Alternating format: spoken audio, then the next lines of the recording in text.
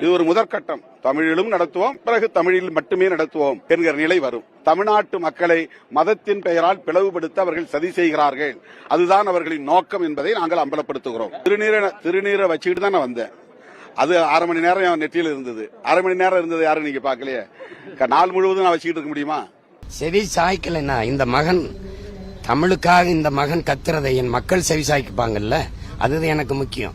இவன் யாருன்னு பாருங்க. யாராவது ஒருத்தர் காங்கிரஸ், பாரதிய ஜனதா, இல்ல திமுக, முருகன் மாநாடு நடத்தின முருகனுக்கு தமிழ்ல மந்திரம் சொல்றது என்ன பிரச்சனை? எங்கும் தமிழ் எதிலும் தமிழ். என்னுடைய இறைக்கு முன்பு என் வழிபாட்டு தளத்திலே தமிழ் இல்ல. என்ன விளையாட்டா? இந்த கட்சிகள் பேசுதா? அப்ப இவர் யாருக்கானவர்கள்? இந்த ஆட்சி, இந்த அதிகாரம் யாருக்கானது? இந்த தலைவர்கள் யாருக்காக நிற்பார்கள்? என் உயிர் மொழிக்காக, ஒரு இனத்தின் உயிர் உரிமை மொழி, அதுக்கே நிக்காம வேற எதுக்கு நிப்பான்? எதுக்கு நிப்பான்? எத்தனை ஆண்டுகளாக சகிக்க சொல்றீங்க நீங்க? தமிழ் மீட்சி உரணும், தமிழர் எழுச்சி உரணும்னா எங்க இருக்கு? வழிபாட்டு தலத்தில் இல்ல, வழக்காடு மன்றத்தில் இல்ல, படிப்பகங்கள்ல இல்ல, பள்ளி கல்லூரிகள்ல இல்ல. இப்பதான் அரசாணை தமிழ்ல வெளியிடப்படும் சொல்லுது. வெக்கமா இல்ல? வெக்கமா இல்ல? இது செய்யல, நீ செய்யல, நான் பக்கத்துல நான் செய்வேன். இந்த முருகன் கோயிலுக்குள்ள போய் கும்பாபிஷேகம் பண்ணதானா? அனுமதி நீ போட்டுக்க, நீ சமஸ்கிருதத்தில் போட்டுக்க, நான் போடுறேன். எங்க முருகன் இருக்கான், எங்க மக்கள் இருக்காங்கன்னு பாத்துருவோம்.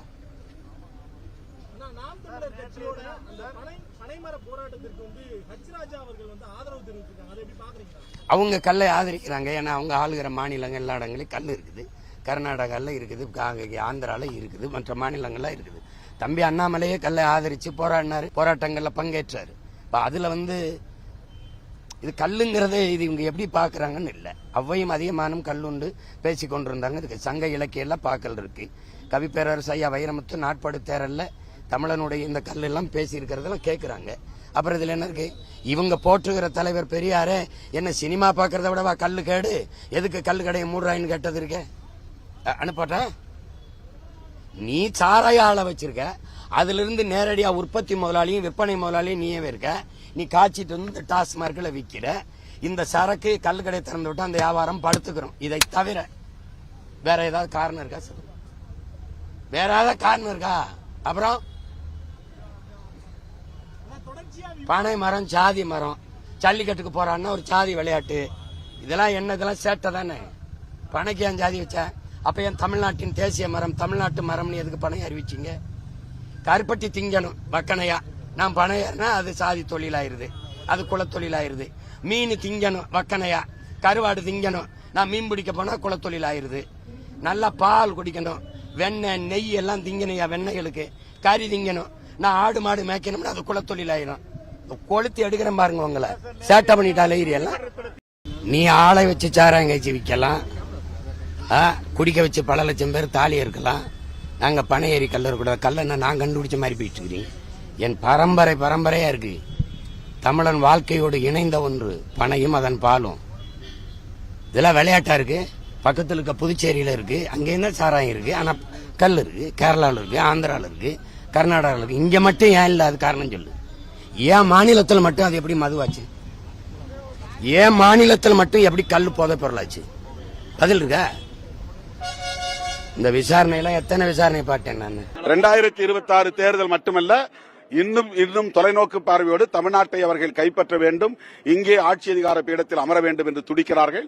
அதற்கு சில கட்சிகள் துணை போவதுதான் கவலை அளிக்கிறது. நீதிமன்றம் நிறைய வழிகாட்டுகள் பண்ணியிருக்காங்க சார். அதன் அடிப்படையில் அவங்க நடத்த போறாங்க. நம்ம எதிர்த்து அந்த மாதிரி மதிய சொல்லி அரசியல் கலக்கூடாதுன்னு சொல்லியிருக்காங்க. பெருந்தலைவர் நீங்களும் வந்து கலந்துக்கிறீங்க. மாநாடு எப்படி நடக்க வேண்டும் என்பது பற்றி உயர்நீதிமன்றம் வழிகாட்டுதல்கள் தந்திருக்கலாம். ஆனால் மாநாடு நடத்துவதற்கான நோக்கம் என்ன என்பதை பற்றி உயர்நீதிமன்றத்தில் விவாதிக்கப்படவில்லை, வாதம் செய்யப்படவில்லை. மாநாட்டின் நோக்கத்தை அரசியல் ரீதியாகத்தான் புரிந்து கொள்ள முடியும்.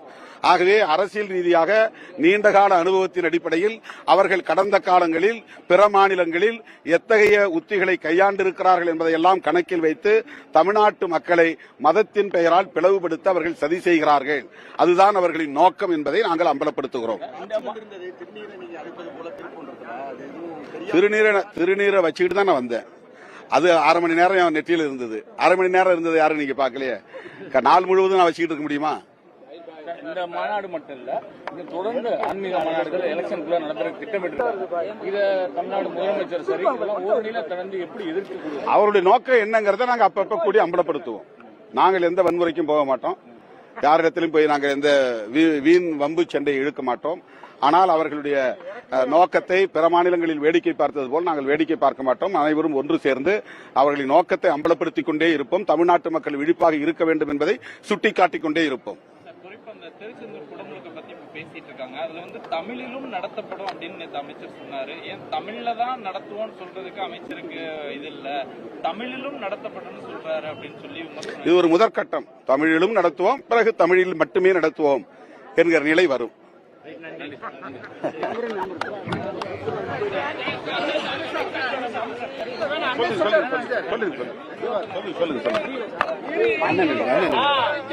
ஒரு நிமிஷம் அமைதியா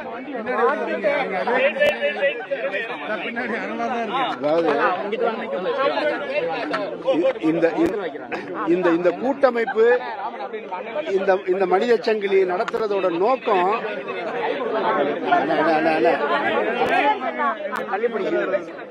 சொல்றேன். இந்த கூட்டமைப்பும் இந்த மனித சங்கிலியுடைய நோக்கம் என்னன்னா, முருகன் எங்களுக்கு எதிரானவர் அல்ல, முருகன் பெயரால் அரசியல் செய்கிற சதிகாரர்கள் தான் எங்களுக்கு எதிரானவர்கள். நீங்க கேட்டீங்க, அண்ணன்ட்ட கேட்டீங்க, நீதிமன்றம் தான் வழிகாட்டுதல் கொடுத்துருச்சு, அப்புறம் எதுக்கு நீங்க இந்த மனித சங்கிலின்னு? நீதிமன்றம் எத்தனை முறை வழிகாட்டுதல் சொன்னாலும் இந்த மாநாட்டுடைய நோக்கம் மக்களுக்கு போய் சேரணும். முருகன் என்ற பெயரால் நாளைக்கு யாராவது போய் அந்த மாநாட்டில் போய் கலந்துகிட்டா, பக்தி என்கின்ற பெயரால் ஆன்மீக மாநாடு இங்கே பல நூற்றாண்டுகளாக நடந்துகிட்டு தான் இருக்கு. ஆனால் அந்த அரசியல் செய்யும் போது அரசியல் கட்சிகள் நடத்துறது தான் ஆபத்தானதுன்னு சொல்றதுதான் எங்களுடைய நோக்கம். பொதுவாக மொத்தத்தில் நீங்க புரிஞ்சுக்க வேண்டியது, இங்க கூடியிருக்கிற யாருமே முருகனுக்கு எதிரானவர்கள் இல்ல, முருகன் பெயரால் கலவரம் செய்ய துடிக்கின்ற சங்கிகளுக்கு எதிரானவர்கள் என்பதை புரிந்து கொள்ளுங்கள். இந்த நாட்டிற்கு எதிராக செயல்படுகின்ற சமூக விரோத தீய சக்தி விசிகான்னா விழுப்புரம் சிதம்பரம் கட்சி, அந்த 2 தொகுதியில் தானே இருக்கு. அதனால சொல்றேன்னா, அந்த கட்சிக்கு நீங்க இங்க அனுமதி கொடுக்குறீங்க. அவங்க என்ன பேசினாங்க இங்க? சிஏஏக்கு எதிராக, that was in enactment of parliament. அதுக்கு எதிராக எப்படி பேசலாம்? 370 பத்தி பேசுவீங்களா? பாராளுமன்றத்தில் நிறைவேற்றப்பட்ட தீர்மானம் உச்ச நீதிமன்றம் அப்ரூவ் பண்ணியிருக்கு. அப்படின்னா நீங்க இந்த நாட்டிற்கு எதிராக பிரிவினைவாதத்திற்கு ஆதரவாக பேசுகின்ற தீய சக்திகளுக்கு அனுமதி கொடுப்பீங்க. அது மட்டும் இல்ல, 3 to 4 hours திருச்சியில் இருக்க மக்கள் எல்லாரும் சொன்னாங்க, இங்கே சிட்டியை இதில் ஹெலிகாப்டரில் பூ போட்டாங்களா? நல்லது நல்லது. அந்த அளவுக்கு இன்னும் பெரிய ஆளபலம் இருக்கு. என்ன இது? இத்தனை அக்கிரமம் பண்ணுற ஒரு பார்ட்டிக்கு கொடுக்கலாம். ஆனால் மாமன்னன் மருது சகோதரர்களை நினைவு கூறுற இதுக்கு நீங்கள் எதுங்க மாட்டீங்களா? தமிழ் இன துரோகி இந்த தமிழ்நாட்டில் இருக்கின்ற இந்த அரசாங்கம், தமிழ் இனத்தின் எதிரிகள் இந்த ஸ்டாலின் தலைமையில் இருக்க இந்த அரசாங்கம். பிசிகா மீது பல்வேறு குற்றச்சாட்டுகளை சொல்றீங்க. ஆனால் அவர் வந்து நயினா நாகேந்திரனோட சந்திப்பு இங்கே பாருங்க, இப்போ நான் கூட பார்த்தா ஹலோ திருமாவளவன் சௌக்கியமானு கேட்பேன். இதெல்லாம் ஒரு இஷ்யூவா? நீங்கள் why you people are picking up trivial issues. Sir, நீங்கள் கடுமையாக தாக்கி பேசுறீங்க. நாமாங்க, நான் பேசுறது எல்லாமே கொள்கையை. இப்போ நான் ஸ்டாலின் அரசாங்கத்தின் ஹிந்து விரோத போக்கை கண்டிச்சா, நான் ஸ்டாலின் அவர்களை பார்த்தா நான் வந்து சௌக்கியமாக இருக்கீங்களா என்னதுன்னு பேச மாட்டேன்னா? பேசுவேன். அதாங்க இது. உங்களையே எங்கே நீங்கள் எழுதினது ராஜா பற்றி தப்பாக எழுதியிருக்கலாம். என்ன அதுக்காக நீங்கள் வந்த உடனே நான் மூஞ்சி தூக்கி வச்சுருந்தா போவேன்?